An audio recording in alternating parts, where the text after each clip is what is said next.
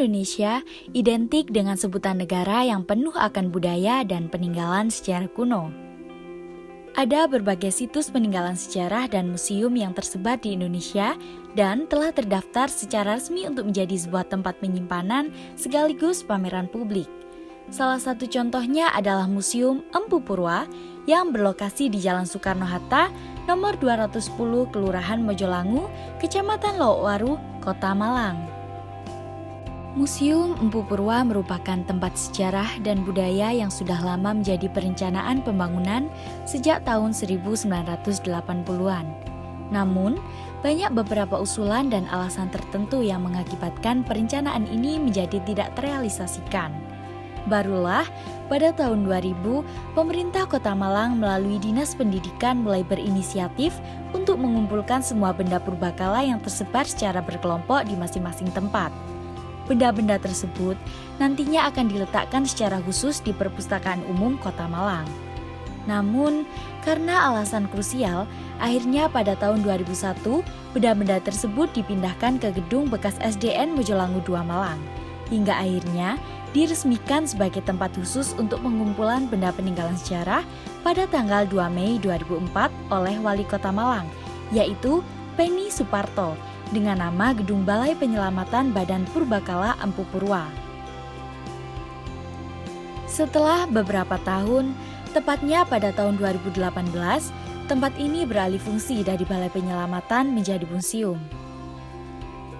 Koleksi purbakala yang disimpan di dalam Museum Empu Purwa ini berasal dari masa prasejarah hingga masa sejarah Hindu-Buddha. Peninggalan yang ada pada masa prasejarah yaitu seperti batu pelor, batu gores, dan batu lumpang. Sisanya adalah peninggalan sejarah yang berasal dari masa kerajaan Hindu-Buddha berupa prasasti, arca, makara, lingga, dan jenis benda kuno lainnya. Di lantai 2 arah sebelah timur museum ini terdapat salah satu arca yang istimewa. Disebut istimewa karena arca ini merupakan satu-satunya yang ada di Indonesia. Arca tersebut adalah Arca Ganesha yang merupakan arca terpenting sepanjang sejarah perkembangan tanah Jawa. Dan di lantai 2 ini disuguhkan miniatur yang merepresentasikan diorama kisah legenda tanah Jawa di masa lalu. Kisah-kisah tersebut seperti kisah Tumapel yang menculikkan Dedes untuk dinikahi, kisah Ken Arok yang membunuh Empu Gandring untuk sebuah keris, dan kisah-kisah lainnya yang juga melibatkan Empu Purwa.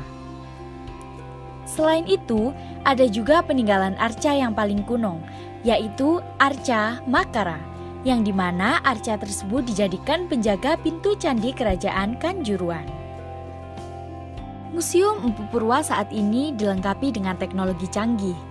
Para pengunjung cukup melakukan scanning kode pada QR kode yang telah tertera pada tiap-tiap benda untuk mengakses informasi latar belakang dan penjelasan setiap benda di museum tersebut secara praktis dan cepat. Selain itu, ada pula model peletakan informasi tentang peninggalan kuno lain yang ditempatkan pada sebuah hiasan berbentuk kotak berwarna kuning. Di lain sisi, pada tiap tembok tertentu terpampang sebuah visual LED 2 dimensi yang menampilkan gambar beserta penjelasannya. Dengan total biaya yang terbilang mahal dan fasilitas yang modern, museum ini tidak memungut profit apapun.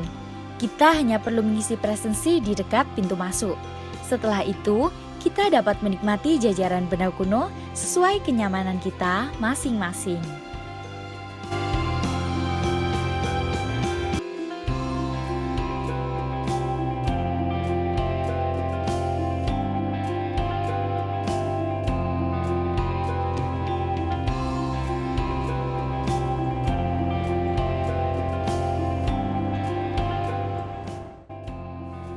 Baik, sekian sepatah dua patah yang saya patahkan menjadi banyak kata.